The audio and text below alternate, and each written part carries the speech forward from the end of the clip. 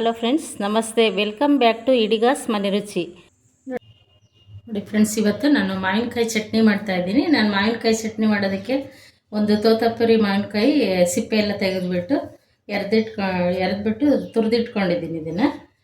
ಇದನ್ನು ಮಾಡೋದಕ್ಕೆ ನಾನು ಒಂದು ಸ್ಪೂನು ಕಡಲೆಬೇಳೆ ತೊಗೊಂಡಿದ್ದೀನಿ, ಒಂದು ಸ್ಪೂನ್ ಉದ್ದಿನಬೇಳೆ ತೊಗೊಂಡಿದ್ದೀನಿ, 1/4 ಸ್ಪೂನ್ ಮೆಂತ್ಯ ತೊಗೊಂಡಿದ್ದೀನಿ, 1/4 ಸ್ಪೂನು ಜೀರಿಗೆ ತೊಗೊಂಡಿದ್ದೀನಿ, 2 ಬ್ಯಾಡಗಿ ಮೆಣಸಿನ್ಕಾಯಿ ತೊಗೊಂಡಿದ್ದೀನಿ, 4 ಗುಂಟೂರು ಮೆಣಸಿನ್ಕಾಯಿ ತೊಗೊಂಡಿದ್ದೀನಿ, 6 ಎಸಳು ಬೆಳ್ಳುಳ್ಳಿ, ಸ್ವಲ್ಪ ಕರಿಬೇವು, ಒಗ್ಗರಣೆಗೆ ಇಂಗು ತಗೋಬೇಕು. ಇದನ್ನು ನಾವು ಹುಳಿ ಮಾವಿನಕಾಯಿ ಎಲ್ಲಾದರೂ ಮಾಡ್ಕೋಬೋದು, ಜಾಸ್ತಿ ಹುಳಿ ಬೇಕಂದರೆ, ಇಲ್ಲಾಂದರೆ ತೋತಾಪುರಿ ಮಾವಿನಕಾಯಿ ಎಲ್ಲಾದರೂ ಮಾಡ್ಕೋಬೋದು.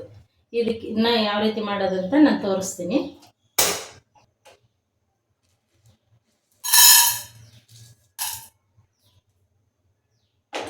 ಸ್ವಲ್ಪ ಕಡಲೆಬೇಳೆ ಬಿಸಿ ಆಗಬೇಕು. ಸಣ್ಣ ಊರಿನಲ್ಲೇ ಹುರ್ಕೋಬೇಕು ಇದನ್ನು. ಈಗ ಸ್ವಲ್ಪ ಬಿಸಿ ಆಯಿತು. ಈಗ ನಾನು ಉದ್ದಿನಬೇಳೆ ಹಾಕ್ತಾಯಿದ್ದೀನಿ. ಇದಕ್ಕೆ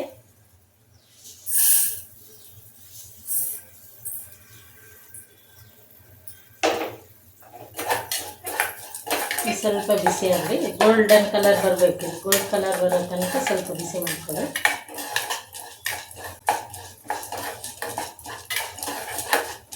ಇದಾಗಿದೆ. ಇವಾಗ ನಾನು ಮೆಂತ್ಯ ಹಾಕ್ತಾ ಇದ್ದೀನಿ.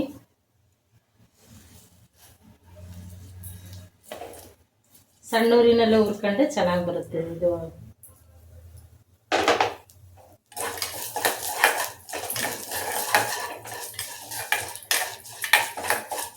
ಸ್ವಲ್ಪ ಇದನ್ನು ಅಷ್ಟೇ ಗೋಲ್ಡನ್ ಕಲರ್ ಬರಬೇಕು ಮೆಂತ್ಯ. ಲಾಸ್ಟ್ಗೆ ನಾನು ಮೆಣಸಿನ್ಕಾಯಿ ಹಾಕ್ತಾ ಇದ್ದೀನಿ. ಸ್ವಲ್ಪ ಬಿಸಿಯಾಗಿ ಲಾಸ್ಟಿಗೆ ಜೀರಿಗೆ ಹಾಕ್ತೀನಿ.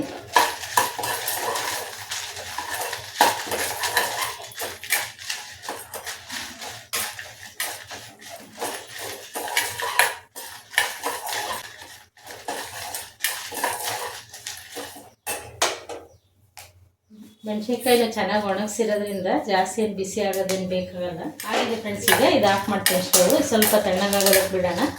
ನೋಡಿ ಆಗಿದೆ. ಎಲ್ಲ ತಣ್ಣಗಾದ್ಮೇಲೆ ನಾನು ಮಿಕ್ಸಿನಲ್ಲಿ ಇದು ರುಬ್ಕೊಂಡು ತಗೊಬರ್ತೀನಿ.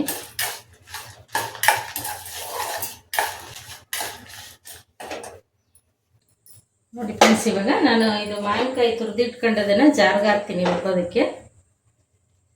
ಮಾವಿನಕಾಯಿ ಮತ್ತು ಬೆಳ್ಳುಳ್ಳಿ, ಉಪ್ಪು, ನಮಗೆ ರುಚಿಗೆ ಎಷ್ಟು ಬೇಕೋ ನೋಡ್ಕೊಂಡು ಉಪ್ಪು ಹಾಕ್ಕೊಳ್ರಿ.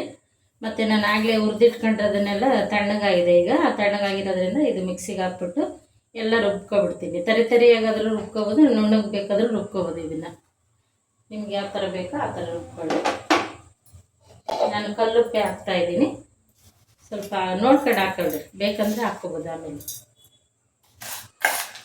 ಇದು ತಣ್ಣಗಾಗಿರೋದು ಇದನ್ನು ಹಾಕ್ತೀನಿ ರುಬ್ಬೋದಕ್ಕೆ. ಇದನ್ನು ನಾನು ಮಿಕ್ಸಿ ಮಾಡ್ಕೊಬರ್ತೀನಿ. ತಿರ್ಗಿಸ್ಕೋಬೇಕು. ಇವಾಗ ನೀರು ಹಾಕ್ಬಾರ್ದು ಇದಕ್ಕೆ,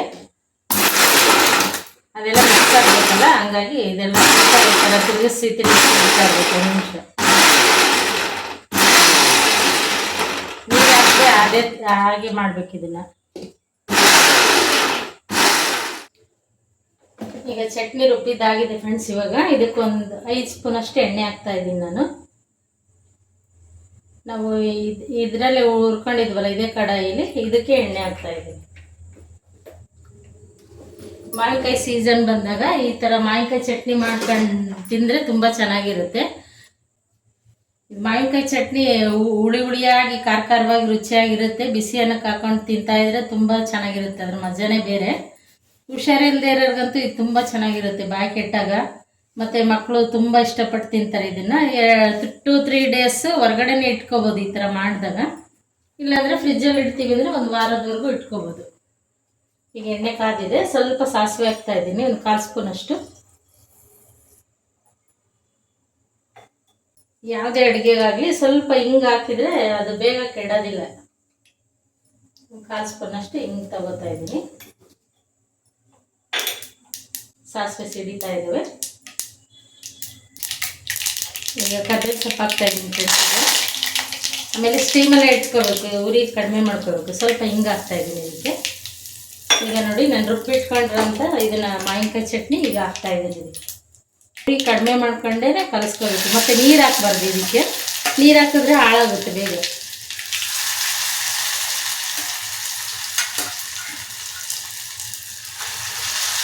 ಸಣ್ಣ ಉರಿನಲ್ಲೇ ಕಲಿಸ್ಕೊಬೇಕಿದ್ದೀನಿ.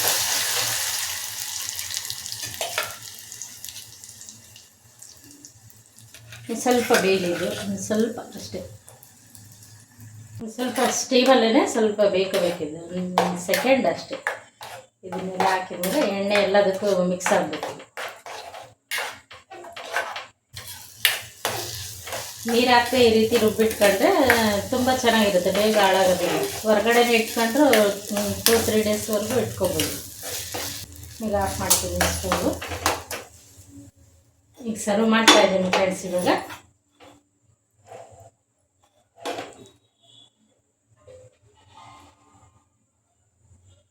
ಇದು ತಣ್ಣಗಾದ್ಮೇಲೆ ನಾವು ಯಾವುದಕ್ಕಾದ್ರೂ ಒಂದು ಬಾಕ್ಸ್ಗಾದ್ರೂ ಹಾಕಿಟ್ಕೋಬೋದು, ಏನಕ್ಕಾದ್ರೂ ಹಾಕ್ಕೋಬೋದು. ನೋಡಿ ಫ್ರೆಂಡ್ಸ್, ಈ ರೀತಿ ಆಗಿದೆ. ಈ ರೀತಿ ನೀವು ಒಂದ್ಸಲ ಟ್ರೈ ಮಾಡಿ ಹೇಗಿದೆ ಅಂತೇಳಿ ನನಗೆ ಕಮೆಂಟ್ ಬಾಕ್ಸಲ್ಲಿ ತಿಳಿಸಿ. ಇವತ್ತಿನ ವಿಡಿಯೋ ನಿಮ್ಗೆ ಇಷ್ಟ ಆಗಿದ್ದರೆ ಲೈಕ್ ಮಾಡಿ, ಹಾಗೆ ನಿಮ್ಮ ಫ್ರೆಂಡ್ಸ್ಗೂ ಫ್ಯಾಮಿಲಿ ಮೆಂಬರ್ಸ್ಗೂ ಶೇರ್ ಮಾಡಿ, ಹಾಗೆ ಇಡಿಗಾಸ್ ಮನೆ ರುಚಿ ಚಾನಲ್ಗೆ ಸಬ್ಸ್ಕ್ರೈಬ್ ಮಾಡಿ.